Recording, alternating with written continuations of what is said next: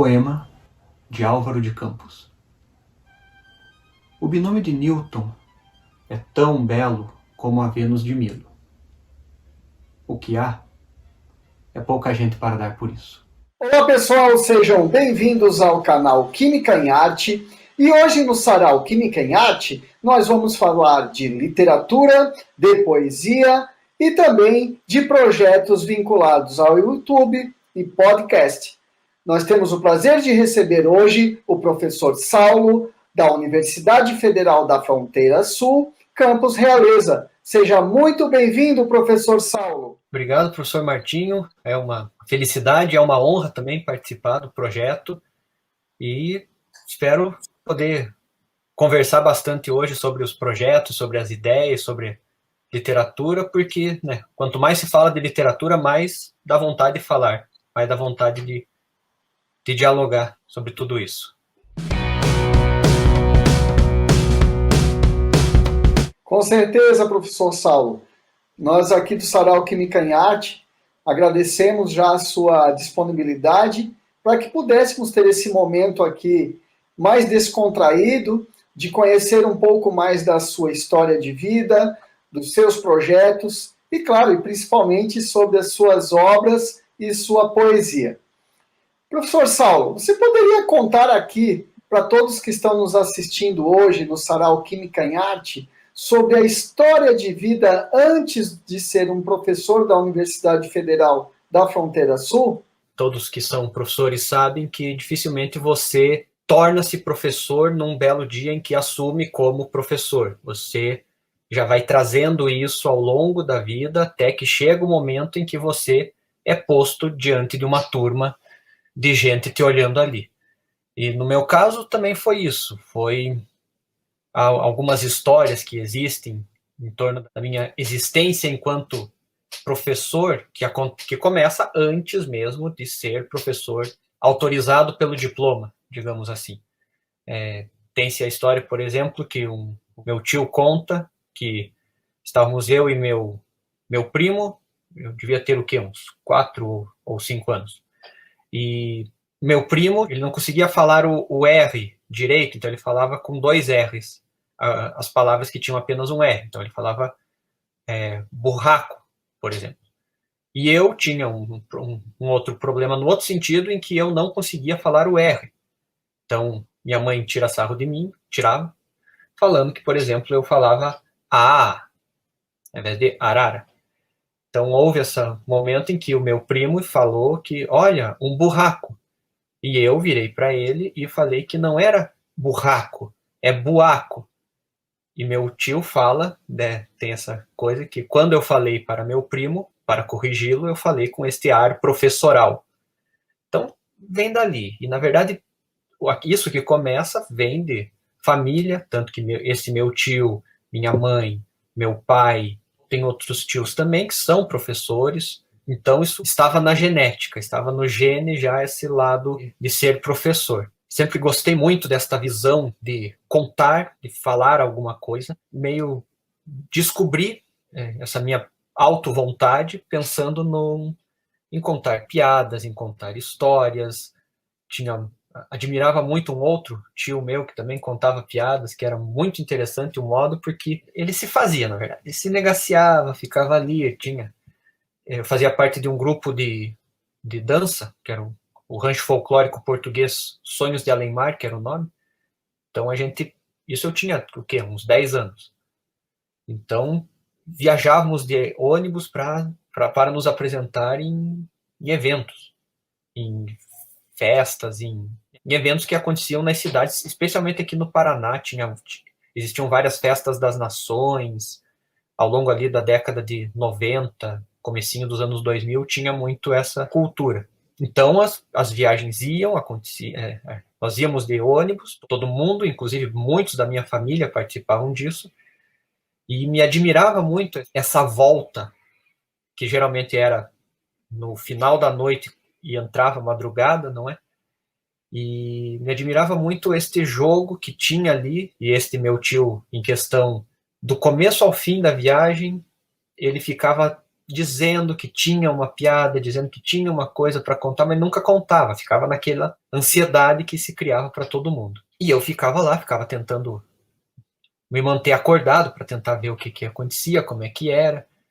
E geralmente era meu tio, um outro tio, uma tia, meu pai, minha mãe, um amigo que também dançava no grupo. Então havia toda esta atmosfera de compartilhamento de piadas, de conversas, de ideias, de histórias, e eu achava aquilo maravilhoso. Quando meu tio contava piada, inclusive algumas delas não eram tão legais, era mais a expectativa criada em torno da piada dele, mas eu sempre projetava isso e dizia para mim mesmo que eu queria conseguir contar essas piadas deste modo. Então fui trabalhando isso, fui pensando, e uma das realizações foi quando, devia ter lá os meus 15 anos, talvez, 14, 15 anos, quando eu tinha uma piada para contar, e eu contei numa destas viagens. Não riram muito, mas pelo menos eu contei, então teve essa interação, eu me fiz como um protagonista inicial ali de contar esta piada, então houve essa, digamos que fui aceito à mesa dos adultos, e assim foi indo, fui descobrindo, e ao mesmo tempo, e aqui só para complementar, porque não é apenas ser professor, é também ser professor de literatura, que é muito essa ideia de ler, é muito essa ideia de ter este envolvimento com a literatura, com a cultura.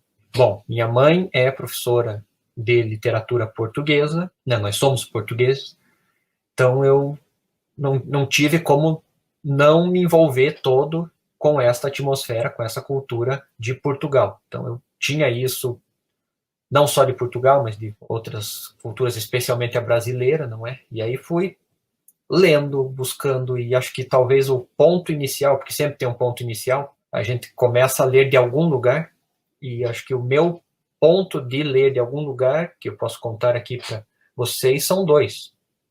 O primeiro é de uns primos nossos que moravam em São Paulo à época, nós fomos visitá-los, então fomos de carro até São Paulo, e um dia, uma das vezes, eu abri um armário que tinha lá na sala deles, e estava cheio de gibis da Turma da Mônica.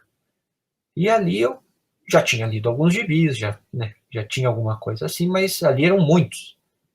E eu comecei a ler, li 1, li 2, li 3, e a minha prima disse, olha, não quer levar esses gibis todos, porque aqui ninguém mais lê. Só sei que eu vim a viagem praticamente toda de São Paulo até Guarapuava no banco de trás lendo gibis. Então ali foi um momento em que foi essa catarse, digamos. E o segundo momento foi também esta visão que eu tive de uma... Não vou lembrar agora na casa de quem foi, mas foi na casa de um professor amigo de minha mãe, de meu pai, que tinha a coleção do Monteiro Lobato, do Sítio do Pica-Pau Amarelo, toda ela ali no alto de uma estante. Eu achava aquilo muito legal. E ir até lá, na casa desses amigos, e olhar lá para o alto e ver aquela coleção toda, eu achava uma coisa muito interessante. Então, sempre tive esse envolvimento com coleções também. Eu gostava desta série. E comprei faz coisa de uns 5 anos que eu falei, agora eu vou comprar a coleção do Sítio do Pica-Pau Amarelo. E comprei, e foi um reencontro com a criança que fui, esse movimento. Então, de qualquer maneira, o processo de descobrir-me enquanto professor, acho que foi muito esta confluência dos dois. E é o que eu falo muito, porque hoje eu sou pago para contar histórias, né? E para fazer com que outras pessoas, outros alunos, também se tornem contadores de histórias, também se perpetuem esta tradição que é, vem comigo que eu quero te contar uma história. Em especial porque essa história não é minha, mas essa história também faz muito sentido. Então eu acho que é nesse sentido mesmo que eu me tornei professor, foi muito nesse movimento. Saulo, é uma história muito intrigante pelo fato de você ser estimulado por seus familiares à leitura e a expectativa de sempre ter um conto ou uma piada, mas sempre criou-se uma expectativa de você querer saber o que vai acontecer. E é justamente isso que muitas vezes nós temos dificuldade em sala de aula, em instigar os estudantes a querer saber o que vem depois ou o que está por vir. Que neste momento, onde temos acesso à tecnologia da informação, ela acaba muitas vezes tirando essa relação humana de querer contar as histórias entre as famílias. Ah, com certeza. Mas isso, embora tenha todo o eixo tecnológico, mas o ser humano, de uma maneira geral, é um ser de histórias.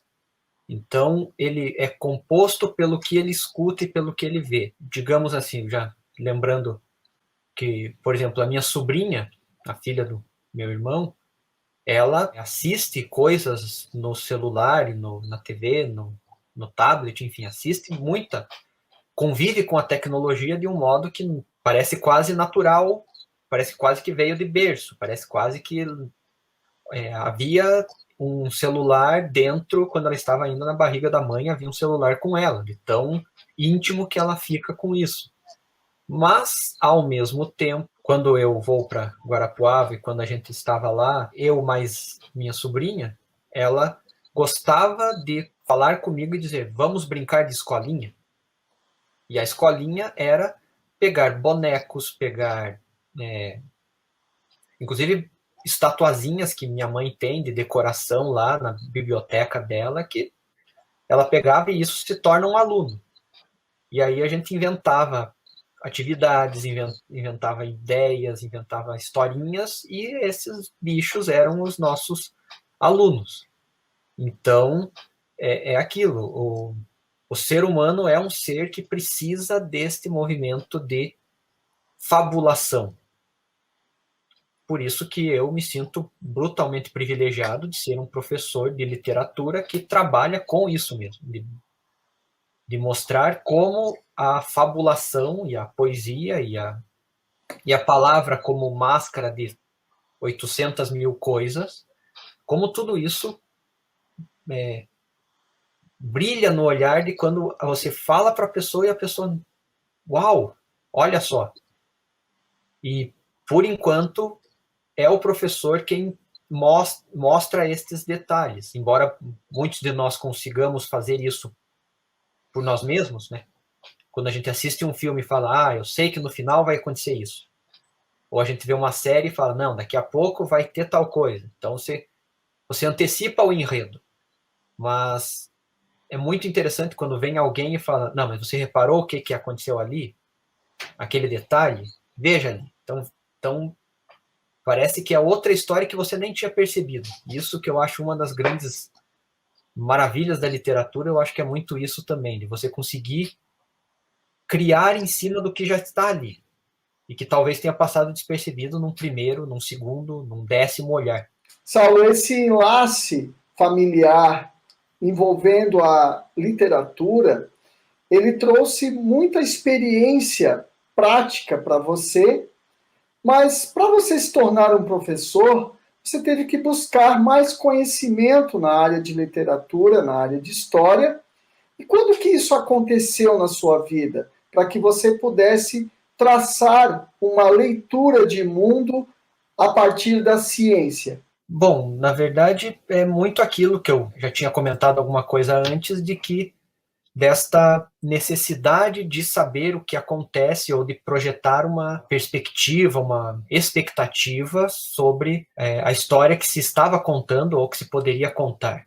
Basicamente, a literatura acontece em torno disso desde sempre. É só a gente pensar no texto clássico das Mil e Uma Noites, que todo ele se estrutura em torno da Sherazade contando histórias para o Sheik Shahriar, que ela conta até um determinado ponto, porque o restante eu vou contar depois, e daí depois ela conta, mas daí vai contar depois, e assim se passam 1001 noites, que ela consegue sobreviver e o Sheik percebe que não tem por que matá-la se ela parece uma fonte interminável de histórias, que é o que acontece nas nossas novelas, nas nossas séries, que a gente também fica envolvido com isso.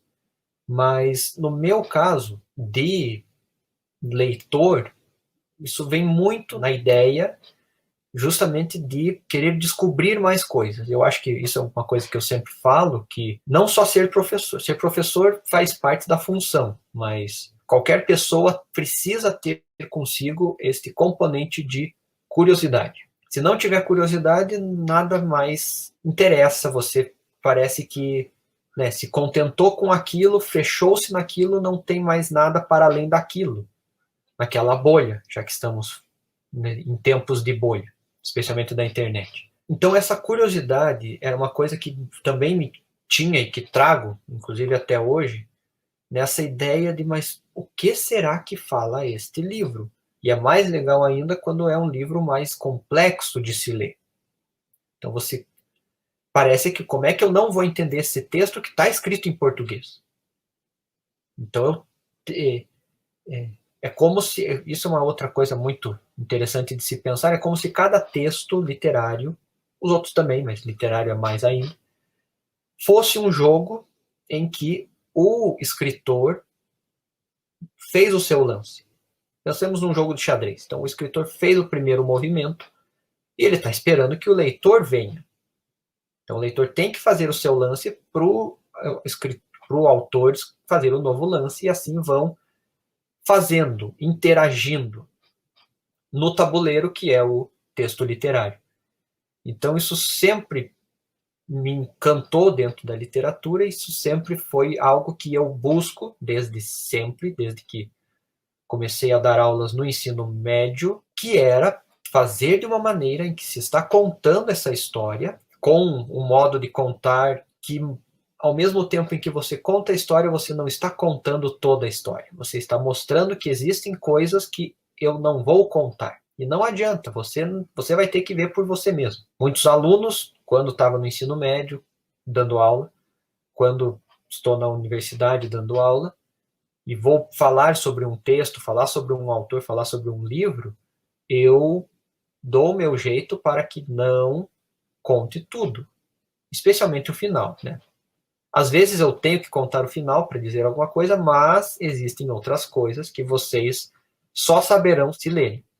Se não lerem, não vão saber, porque eu não vou conseguir dizer tudo que existe dentro do texto. Então, é um modo de enguiçar, é um modo que vem, né? Falei da Sherazade, falei do meu tio contando piadas, enfim.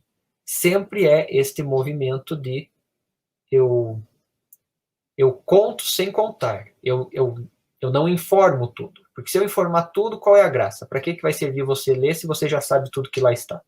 Então é achar um modo de que há coisas ali que eu não vou contar porque eu quero que você descubra, e é muito legal isso, e talvez professores sejam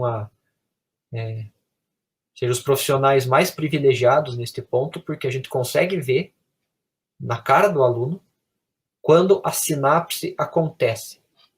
Quando aquilo que parecia não estar funcionando, pá, se juntou. E é muito legal isso, e é isso que geralmente a gente tenta fazer. E outra coisa que é bem interessante de pensar, especialmente no ensino médio, quando eu estava falando, mas eu também dei aula em outros cursos aqui na UFES mesmo. Todos os cursos aqui de Realeza eu dei aula. Foi para física, para química, para biologia, para veterinária, para nutrição, todos eles eu dei aula, e sempre tento encaixar alguma coisa de literatura, encaixar algum texto literário, nem que seja para dizer, ó, vamos ver aqui uma coisinha aqui que eu acho legal para vocês. E falo com eles. E não tem quem não se interesse, não tem quem não goste, porque são histórias. E histórias é aquilo que nos une, e não importa de onde você vem, não importa qual área você está. Você vai querer, como os antigos faziam, vai querer sentar à beira da fogueira para ouvir o que o outro tem para contar. Bom, no caso da ciência, isso é uma coisa que eu acho muito interessante de nós pensarmos, porque isso é uma coisa que um teórico francês que se chama Roland Barthes, ele tem um texto em que ele faz a citação que eu acho que poderia ser tatuada nas costas inteiras, assim, porque é uma citação maravilhosa em que ele diz que se por algum motivo as disciplinas todas tivessem que ser eliminadas e só uma sobreviver, teria que ser a disciplina literária. Porque todas as áreas estão presentes no monumento literário. O que é verdade. Porque não importa o assunto que você queira, alguém já escreveu um romance, um poema, um conto, alguma coisa sobre aquilo. Seja geografia, seja história, seja matemática, seja física, seja química, não importa. Existe um poema que fale sobre isso. Existe um conto. Por quê? Porque toda literatura é sobre o ser humano. O ser humano em conflito consigo mesmo ou com o mundo, com a natureza, com algo assim. Então, o movimento da ciência, enquanto produtora de conhecimento, para mim a literatura acaba sendo isso, acaba sendo esse modo de olhar para o mundo, problematizar o mundo, poetizar o mundo, ficcionalizar o mundo e a ciência por meio da arte. Então é a ciência e é a arte unidas dentro de uma história, dentro de um poema, que, a meu ver, nunca se esgotará, mesmo já tendo textos escritos desde Homero com a Odisseia e com a Ilíada, mas ainda não foi dito tudo. E nunca será dito tudo e nem podemos ter essa pretensão de que tudo seja dito. Mas essa ideia de que não existe assunto ainda não abordado e não existe assunto suficientemente abordado faz com que eu proponha isso para os alunos, proponha isso para qualquer pessoa, tenha esse movimento de buscar as coisas. Então, quer saber alguma coisa, quer buscar alguma coisa científica, pode-se buscar dentro dos experimentos, dentro das questões teóricas, mas existem textos literários que também vão trazer isso. Inclusive um dos que a gente vai comentar depois, que é lá o do Vitorino Nemésio, que também era professor, que faz um poema sobre o DNA. Então, tudo é motivo de poesia. Ter a vontade e curiosidade de buscar isso é o que se deve motivar, é o que deve ser a motivação de todos nós. É uma busca constante em querer aprimorar a sua leitura de mundo e também tendo outras visões sobre o questionamento sobre o que é ciência, o que é científico e o que compõe o campo das ciências envolvendo a arte, envolvendo a literatura. Mas, professor Saulo, quando nós queremos desenvolver um mestrado e um doutorado, nós queremos resolver um problema. Professor Saulo, você poderia compartilhar com todos que estão nos assistindo hoje o que motivou a você ter um problema de pesquisa durante a sua graduação, mestrado e doutorado? A motivação de pesquisa minha começou muito antes de ser pesquisador e entrar numa graduação. Foi com o José Saramago, o escritor português, que eu descobri que existia, porque minha mãe, professora de literatura portuguesa, então ela conhecia. E meu irmão, que é 4 anos mais velho que eu, se interessou por alguma coisa, se interessou por alguma leitura, que foi o livro O Evangelho segundo Jesus Cristo, do José Saramago.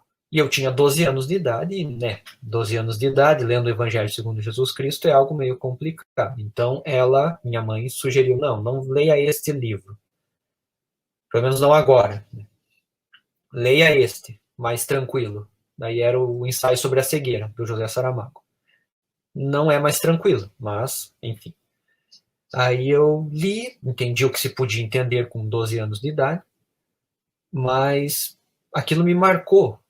E eu gostava muito deste movimento de o que existe nesse livro, o que existe nesse autor. E quando eu entrei na graduação, em 2004, me deparei com a possibilidade de estudar alguma coisa. né? Você pode ser pesquisador, então você pode estudar alguma coisa. E me interessei por estudar José Saramago. O que acontece com esse cara? Quem é esse homem que escreve essas coisas? E lembro até que teve não lembro qual foi o caminho, mas só sei que mandei um e-mail para a Companhia das Letras, que publicava os livros dele, para que pudesse encaminhar para o autor. Acho que era uma coisa de fale com o autor, alguma coisa assim. E passou-se um tempo, o Saramago respondeu este e-mail. Respondeu esse e-mail para mim. Até não tinha noção das coisas quando ele falou lá e surgiu ali uma resposta de Saramago. Eu levei o susto, ele dizendo: Prezado Saulo, depois de todas as voltas que teve de dar, a sua carta chegou ao meu conhecimento há uns dias. Creio que não é demasiado tarde para responder-lhe. Recordo agora, confesso que não me lembrava, o encontro com sua mãe, a quem agradeço e retribuo o beijo. E o meu assombro por um rapazinho de 12 anos se ter atrevido a penetrar no ensaio sobre a cegueira. Mas, pelos vistos, terei de ir de assombro em assombro. 5 anos depois, o mesmo rapazinho prepara um seminário de pesquisa sobre as minhas ousadias literárias. Fico à espera do resultado e de que o tempo esclareça se Saulo Gomes Timóteo é ou não um gênio. Cordialmente, José Saramago. Mas, diante disso, dele falando essas coisas, isso me impactou tanto que eu falei, bom, tô amarrado nesse autor pro resto da vida. Então, fui estudando durante toda a graduação romances, contos, coisas do Saramago. No final, o TCC foi em torno das crônicas do José Saramago, que é uma parte que as pessoas até não leem tanto quanto os romances, ele não é conhecido pelas crônicas. Segui no mestrado com as crônicas, no doutorado com as crônicas. Então, digamos que ali como é o título do livro que escrevi a partir da tese, mas que tornou-se livro, é nas crônicas que está tudo. Está lá tudo. Que ele se tornou depois, ali está o movimento de trabalho com o texto, e que foi uma coisa que, desde a adolescência, me encantou e me chamou muita atenção, e acho que por isso também que eu me identifiquei tanto com este autor, que segui com ele até hoje, não consigo me desvencilhar dele. Claro que aos 12 anos de idade não se tem muita noção, né, da grandiosidade que é de você receber um e-mail de José Saramago. Mas essa oportunidade que você acabou tendo de contato por e-mail, né, com certeza lhe trouxe uma grande surpresa e um grande incentivo que acabou culminando aí na sua história acadêmica, inclusive. Então, professor Saulo, você poderia compartilhar aqui no Sarau Química em Arte sobre os seus projetos que você desenvolve na área da literatura com podcast e YouTube? Bem, dos projetos de extensão, que se tornam mais de extensão, embora tenha muita pesquisa envolvida também, os principais projetos acabaram sendo ano passado, né, durante a pandemia, no momento em que a gente não sabia direito o que era, embora agora a gente também não saiba muito, mas ano passado nós estávamos mais no escuro ainda, apesar de que agora nós estamos nas trevas, mas isso é outra situação.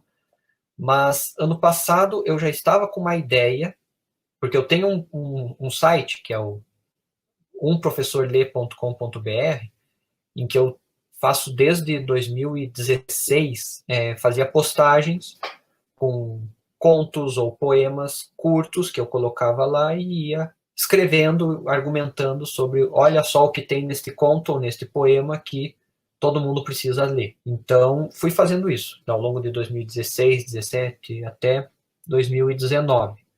Em 2020, eu tive essa ideia de explorar alguma outra coisa que não só texto escrito, que seria dentro da ideia de fazer um podcast. Daí fui buscar como funcionava, como que acontecia, e aí que descobri os caminhos para fazer isso, e comecei a escrever o roteiro, porque precisa ter um roteiro, né, para auxiliar na dinâmica do que se produz ali. Mas quando eu tinha já alguns textos escritos, alguns roteiros escritos, eu percebi que, como não ia ter aulas, e a gente precisa exorcizar as aulas, se o professor fica muito tempo sem dar aula, ele começa a dar aula para as pedras, então ele tinha que dar um jeito de falar essas coisas.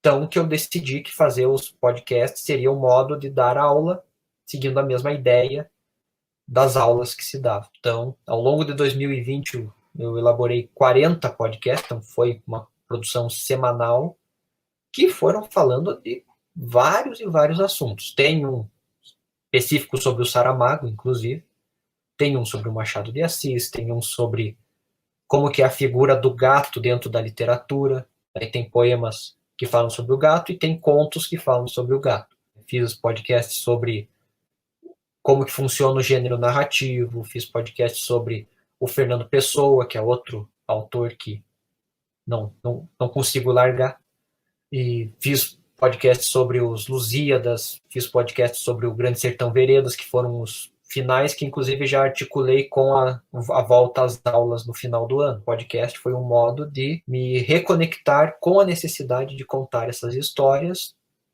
falando também sobre vários outros assuntos, mas cada um envolvendo ali a esfera literária. Bom, para além disso, agora este ano, desviamos um pouco e não ficamos apenas no podcast, então agora está no YouTube, tem um canal que está começando também, de um professor Lenk. Estou resgatando, isso é interessante de dizer, estou resgatando uma prática que fiz quando dei aula no ensino médio, lá em 2010, 2009, que foi de chamar os alunos do ensino médio, quem quisesse, inclusive era no contraturno, quem quisesse venha, que a gente vai sentar e conversar sobre contos do Machado de Assis. Esse autor que todo mundo já ouviu falar, mas que na hora da leitura o pessoal fica meio assim, sendo que não deveria, porque é um autor fantástico que, como diz o cronista Antônio Prata, ele, 100 e poucos anos atrás, 120 anos atrás, consegue definir melhor que ninguém o seu cunhado. Essa uma belíssima definição de como Machado de Assis escreve. Então, fazíamos isso. E eu achava muito interessante de fazer isso com alunos do ensino médio, de sentarmos todos ali, eram 5, 6, e vamos ler este conto juntos, para ver o que ele está falando. Então, a gente lia um conto do livro Várias Histórias, do começo ao fim. Cada um tinha o seu exemplar, então todo mundo sentava ali e ficava lendo. Eu lia em voz alta, no caso. E a gente fazia esse movimento de entender o que está acontecendo nesse conto. Esse mesmo movimento eu estou fazendo agora, 11, 12 anos depois, de sentar toda semana, toda segunda-feira, 5 da tarde, quem quiser, quem puder também pode acompanhar lá.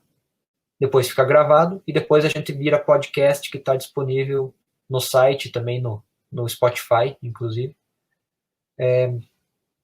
comentando sobre o que acontece nesse conto.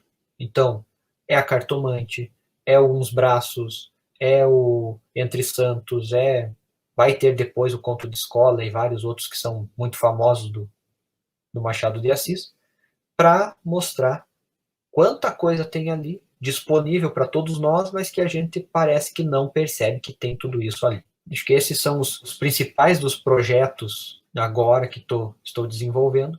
Tem também um projeto que fiz em 2017, que foi o das lendas urbanas, que gerou um livro que o pessoal escreveu contos, lendas urbanas que aconteceram de verdade na UFES aqui de Realeza, e que, lógico que daí a gente conversava, eu conversava com os participantes, vamos tentar, dá para fazer tal coisa, vamos juntar um negócio, o que você acha se terminar desse jeito? E montamos, deu 25 lendas urbanas que o pessoal achou bem interessante, que inclusive veio à baila de novo agora que temos um lobisomem ali perto da UFES. Mas esse não fomos nós que contamos, esse é outra coisa. Um outro projeto que temos algumas coisas assim é de fazer jogos de tabuleiro ou de cartas a partir de obras literárias.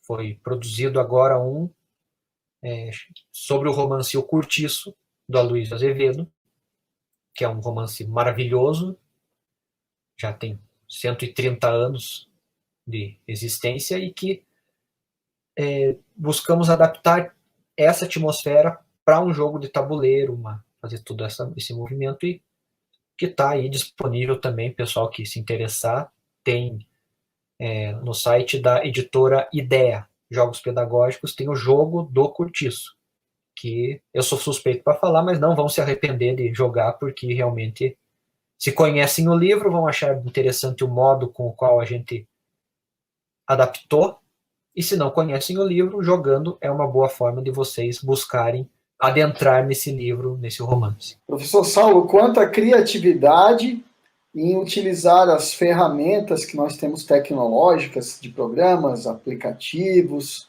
as redes sociais, para que a literatura, a poesia, ela possa chegar para além das fronteiras da Universidade da Fronteira Sul. Realmente é um trabalho desafiador e de grande importância para todos e todas que precisam conhecer as obras literárias e também de estudá-las ao mesmo tempo. Fica aqui o nosso parabéns por esse brilhante trabalho que você desenvolve em conjunto com a Universidade Federal da Fronteira Sul. Agora, aproveitando toda essa gama de leitura que você tem de trabalhos, você poderia declamar uma poesia aqui no Sarau Química em Arte hoje para nós? Esse primeiro poema, que é o poema O Gato, né, chama-se Gato, na verdade, é de um poeta português chamado Alexandre O'Neill, e esse poeta, que eu acho muito interessante, a produção que ele tem, o modo com o qual ele escreve, que ele consegue articular uma série de conhecimentos e de imagens dentro de poucas palavras, dentro de poucas imagens. E uma curiosidade curiosa, ele morreu no mesmo dia, mês e ano que eu nasci. Então, também há essa conexão que eu descobri por acaso e que por isso também me interessei por ele. Mas esse poema em questão eu acho muito interessante porque ele traz essas imagens do gato, esse bicho enigmático, como sempre, mas a síntese que ele faz eu acho muito interessante. Poema de Alexandre O'Neill, intitulado Gato. Que fazes por aqui, ó gato? Que ambiguidade vens explorar? Senhor de ti, avanças, cauto, meio agastado e sempre a disfarçar o que afinal não tens e eu te empresto. Ó gato, pesadelo lento e lesto, fofo no pelo, frio no olhar. De que obscura força és a morada? Qual o crime de que foste testemunha? Que Deus te deu a repentina unha que rubrica esta mão, aquela cara. Gato, cúmplice de um medo ainda sem palavras, sem enredos. Quem somos nós? Teus donos ou teus servos? Professor Saulo, o gato tem os seus contrapontos, conforme apontado no poema, um pelo macio e um olhar não tão macio. E também o gato é uma figura muito intrigante que, no campo da física, por exemplo, Schroeder também traz o gato como um elemento de um experimento mental. É que, inclusive, podendo estar vivo ou não, né? Estando vivo e morto ao mesmo tempo. Então o gato é realmente... Bom, basta pensarmos que desde o Antigo Egito o gato faz parte da esfinge. A deusa Bastet é esta deusa da vida e ao mesmo tempo deste movimento meio esguio, esse movimento meio sutil que o Alexandre O'Neill acaba colocando no poema aqui, essas imagens muito interessantes deste ser, inclusive o final do poema eu acho genial, esta ideia de que quem somos nós diante destes gatos? Nós somos os donos ou somos os servos? Porque sempre tem isso. Aqui em casa tenho 3 gatos, eu não sei se eles só toleram que a gente more aqui, né? Eles fazem o favor de deixar a gente aqui, fazem o favor, né? Eles permitem que a gente dê comida para eles, então é aquilo, né? E não sei até que ponto tudo isso não faz parte do que nós atribuímos aos gatos, porque eles não estão nem aí para o que a gente pensa deles. Então é um bicho fantástico por ser este enigma e talvez um dos mais literários dos bichos, né? Porque você nunca sabe o que vem dali. Com certeza, professor Saulo. Professor Saulo, você poderia, então, nos agraciar com mais um belo poema? O segundo poema, então, que eu selecionei aqui, é um poema do também português, Vitorino Nemésio, que é um poeta também da metade do século XX e que, dadas as proporções, seria como se fosse o Carlos Drummond de Andrade português, ou a Cecília Meirelles portuguesa. Então, é um poeta gigantesco, é um poeta que vale por toda uma literatura, um dos principais romances do século XX que foi escrito, que é Mau Tempo no Canal, mas a poesia dele é uma poesia de peso também, e o poema que eu trouxe é algo que também falei antes na conversa e que fala sobre a conexão da literatura com elementos científicos, no caso aqui, elementos da biologia, que é um poema que ele intitula ADN, mas que na verdade é o aportuguesamento de DNA, né, o ácido desoxirribonucleico, é o ADN que o Vitorino Nemésio coloca, e que também, da mesma forma que o poema Gato, ele dá um tratamento poético a esta figura, que nesse caso não tem nada poético, mas que ele acha, que é o DNA. Poema de Vitorino Nemésio, intitulado ADN.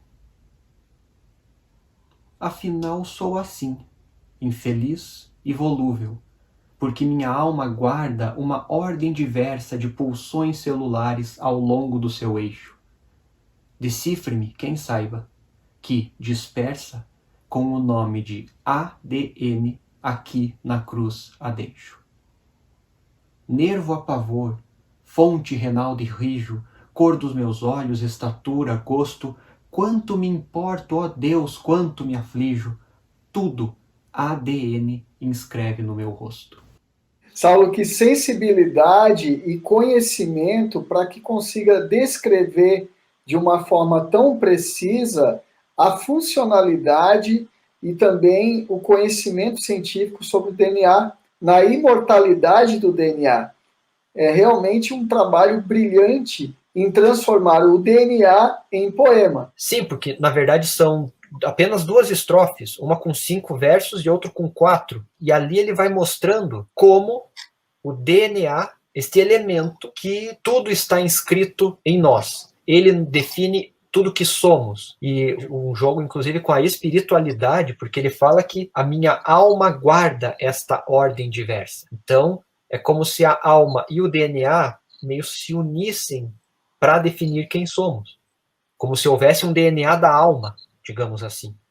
Então ele coloca essa imagem para fazer a decifração, porque inclusive o Vitorino Nemésio era professor e ele tinha um trânsito muito grande com as ciências, então ele consegue absorver esses elementos da ciência dentro da sua própria prática poética. Eu falei este poema, mas existe um outro poema que eu não falei porque demandaria muito mais conversas sobre ele, porque ele puxa muitas outras informações, mas existe um poema que ele faz para a Escherichia coli, 2 poemas, na verdade. Então ele faz um poema para a bactéria que o tinha contaminado e que ele estava prostrado na cama, e ele faz 2 sonetos para esta bactéria, enaltecendo a bactéria. Então é muito esse movimento que os poetas fazem isso de um modo muito bom, muito interessante, de tirar a poesia das coisas. Sobretudo de onde as pessoas talvez não enxergassem poema. Especialmente do lugar em que as pessoas não enxergariam poesia. Pois os poetas vão lá e mostram que tem. E aí que está a grande riqueza e a grande sabedoria de ter esta comparação e transformar em poema. Com certeza é um trabalho magnífico e fica para a prosperidade, imortalizado. Professor Saulo, você poderia nos agraciar com mais um poema, então? O terceiro poema é um poema da poeta portuguesa, também do século XX, também dali da segunda metade do século XX, que se chama Sofia de Mello Breiner Andressen, e, como os outros 2, ela apenas vale por toda uma literatura. Ela se torna uma referência para todos que vieram depois. E ela escreve sobre os mais variados assuntos, indo desde questões da Grécia, no caso, das mitologias da Grécia, esse movimento todo da fluidez da passagem do tempo, essa ideia dos símbolos, especialmente da água, mas também de outros, como as nuvens, como nessa visão da transitoriedade da vida. Mas o poema que trouxe, e também uma parte da produção literária dela, diz respeito ao 25 de abril de 1974, que é a Revolução dos Cravos, que é o momento em que Portugal rompe com um governo totalitário do Salazar, que durou 40 anos, e que segurou Portugal como se estivesse embaixo de uma coberta que não se podia sair dali. E a Revolução dos Cravos é uma revolução em que não se disparou um tiro, inclusive tem a história muito bonita de que, sabe-se Deus como foi que começou isso, mas os soldados que ali estavam cercando o palácio do governo para depor o ditador, tinham pedido para que a população não saísse às ruas, mas ela saiu. Saíram todos no dia 25 de abril, e uma moça, que, enfim, não se sabe quem era a moça, mas estava vendendo cravos vermelhos. E fizeram uma graça, um soldado olhou para a moça olhou para o soldado estava lá com sua arma, ele abaixou a arma, ela pôs o cravo dentro do cano da arma e imediatamente todos quiseram fazer isso. E aí estão lá as armas com os cravos vermelhos colocados e o governo se depôs. E aí, enfim, teve várias outras repercussões que não cabe aqui, mas o poema que se vai declamar é um poema que fala desse momento desse despertar, desse momento desta busca por algo, dessa libertação, digamos assim. Poema de Sofia de Mello Breiner Andressen, intitulado Nesta Hora. Nesta hora limpa da verdade, é preciso dizer a verdade toda, mesmo aquela que é impopular, neste dia em que se invoca o povo. Pois é preciso que o povo regresse de seu longo exílio e lhe seja proposta uma verdade inteira, e não meia verdade. Meia verdade é como habitar meio quarto, ganhar meio salário, como só ter direito à metade da vida. O demagogo diz da verdade a metade, e o resto joga com habilidade, porque pensa que o povo só pensa a metade, porque pensa que o povo não percebe nem sabe. A verdade não é uma especialidade para especializados, clérigos, letrados. Não basta gritar povo, é preciso expor, partir do olhar da mão e da razão, partir da limpidez do elementar.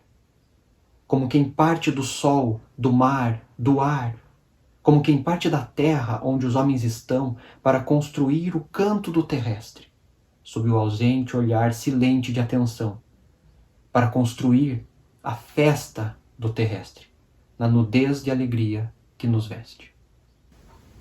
Professor Saulo, que interessante esse poema, quando ele traz a questão de que as demandas devem vir das bases, e não simplesmente daqueles que se dizem pensadores sobre o que a população deve ou não fazer e atender os seus anseios.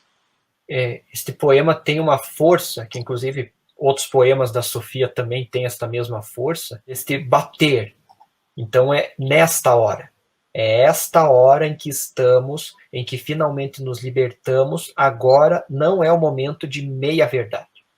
Agora é o momento da verdade inteira, mesmo que possa ser desagradável. Não importa. É melhor a verdade desagradável do que a meia verdade que nos agrade. É isso que ela tanto bate, tanto defende, e que já faz praticamente 40, 50 anos deste poema, mas ele está aqui cada vez mais atual, porque a cada vez mais a gente vai percebendo que nos escondem coisas, nos omitem coisas, nos soterram, inclusive, nos soterram com mentiras mascaradas de meias verdades. E nesse jeito em que a gente quase não sabe o que é verdade ou não, ou em que acreditar ou não, esse poema vem como este bater na mesa e dizer: não, agora é o momento das verdades. Agora é o momento em que não é para dizer o que o povo tem que pensar ou dizer como o povo tem que saber. Agora é a hora de mostrar a verdade e a partir disso é que as coisas vão acontecer. Inclusive, a alegria limpa, nua de seguir, de finalmente ser livre. É por aí que tem que ser. E a Sofia de Mello Breiner Andressen, lá em 1974, sabia das coisas e sabia como são ou como devem ser as coisas. É realmente a voz da sabedoria. Agora, professor Saulo, poderia então nos contemplar com mais um belíssimo poema para todos que estão nos assistindo hoje? O último poema é de Antônio Gedeão, um poeta português da metade do século XX, e que ele escreve, faz poemas muito mais, com uma idade mais avançada do que os outros. Ele, inicialmente, na verdade, o nome dele não é Antônio Gedeão, o nome dele é Rômulo de Carvalho. Ele era professor de ciências, de ensino médio, inclusive, e ele, essa persona, que é o Antônio Gedeão, para compor estes poemas. Então tem vários poemas em que tem elementos biológicos, físicos ou químicos. Ele tem poemas de uma sensibilidade poucas vezes vista em poetas de todas as épocas. Quem buscar poemas deste senhor vai ver como o texto parece que flui, inclusive neste que a gente vai ler ou ouvir agora na sequência. Poema de Antônio Gedeão, intitulado Poema do Alegre Desespero. Compreende-se que lá para o ano 3000 e tal, ninguém se lembre de um certo Fernão Barbudo que plantava couves em Oliveira do Hospital, ou da minha virtuosa tia-avó Maria das Dores, que tirou um retrato toda vestida de veludo, sentada num canapé, junto de um vaso com flores. Compreende-se. E até mesmo que já ninguém se lembre que houve 3 impérios no Egito: o Alto Império, o Médio Império e o Baixo Império, com muitos faraós, todos a caminharem de lado e a fazerem tudo de perfil. E o Estrabão, e o Ataxerxes, e o Xenofonte, e o Heráclito, e o desfiladeiro das Termópilas, e a mulher do Péricles, e a retirada dos 10.000, e os reis de barbas encaracoladas que eram senhores de muitas terras, que conquistavam o Lácio e perdiam o Épiro, e conquistavam o Épiro e perdiam o Lácio. E passavam a vida inteira a fazer guerras, e quando batiam com o pé no chão faziam tremer todo o palácio, e o resto tudo por aí fora, e a Guerra dos 100 Anos, e a Invencível Armada, e as campanhas de Napoleão, e a bomba de hidrogênio e os poemas de Antônio Gedeão. Compreende-se? Mais império, menos império, mais faraó, menos faraó, será tudo um vastíssimo cemitério, cacos, cinzas e pó. Compreende-se? Lá para o ano 3000 e tal. E o nosso sofrimento, para que serviu afinal? É um poema que nos faz refletir profundamente de qual é o nosso legado para a humanidade. E, ao mesmo tempo, essa imagem, essa questão de que, se nós temos isso de como serão as coisas no ano 3000 e tal, pense que lá nos impérios do Egito, lá nos senhores do Lácio, né, dos romanos, o que eles iam pensar que aconteceria nos anos 2000 e tal. Eles têm ideia do que aconteceria. E agora todos eles lá estão como parte desta história que nós nem sabemos direito. Então, qual é o nosso lugar? Qual que é o nosso papel nisso tudo? E, ao mesmo tempo, o nosso sofrimento de tudo isso, naquela velha coisa, né? Não sofra por antecipação, etc. e tal. Aquilo que as mães sempre dizem, depois de sofrer tanto por antecipação também. Mas é nesse sentido que a gente fica pensando, ou melhor, que o Antônio Gedeão nos coloca para pensar. Este alegre desespero. Que sim, vamos pensar que não se deve pintar as coisas de um modo tão gigantesco quanto nós julgamos que seria. Por quê? Porque todo este sofrimento vai ser apenas esse desgaste de energia.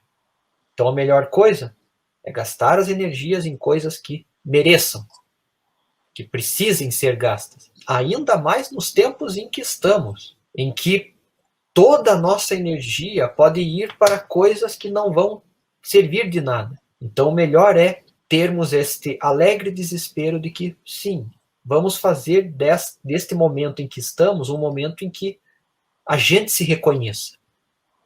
A gente reconheça o que estamos fazendo, como você falou, para esta posteridade. Né? Nos preocuparmos com o que realmente importa. Acho que é, inclusive, por isso que pensei neste como o poema final dos 4, para dar esta mensagem de que precisamos nos preocupar, logicamente, precisamos ter isso, mas não devemos nos consumir por isso. Porque, né, se nos consumirmos ou não, a coisa vai passar da mesma forma. Então, o melhor caminho acaba sendo esse, de nós reconhecermos o que vale a pena investir a nossa energia. Realmente é um grande saber que deve ser divulgado e ensinado para todos aqueles que necessitam atingir esse grau de entendimento. Aqui do Sarau Química em Arte, professor Saulo, nós tivemos o prazer de recebê-lo aqui para esta entrevista maravilhosa, um bate-papo muito descontraído, com muito conhecimento, sabedoria, leitura de mundo. Fica aqui a nossa gratidão do Sarau Química em Arte em poder contar com a sua presença de corpo e alma aqui conosco. Agora, para todos que estão nos assistindo hoje, professor Saulo, você pode deixar uma mensagem? Bem, a mensagem, além de todas as mensagens que sempre que se fala de poemas e cada poema acaba trazendo uma série de mensagens, mas eu acho que a mensagem que deixo é a mensagem de um outro poeta, que também é português, e que também é da metade do século XX, que se chama Eduíno de Jesus. É um poeta que pouquíssimo conhecido no Brasil, mas que tem um poema que, de tão simples a estrutura que ele produz, a mensagem que fica é uma mensagem que talvez acaba por resumir tudo que nós falamos aqui hoje e tudo que nós pensamos sobre a questão de o poder das palavras e o poder das palavras que fazem sentido. O nome do poema é Artesania Poética. E a artesania é justamente este trabalho de artesão, de artista, de alguma maneira também, com as palavras. Ele diz: macerar as palavras até fazerem sentido. Depois macerar o sentido até fazer palavras. E depois macerar as palavras até fazerem outra vez sentido. E depois macerar o sentido até fazer outra vez palavras. E depois macerar outra vez as palavras. E depois macerar outra vez o sentido. Até ficar sem palavras, até perder os sentidos.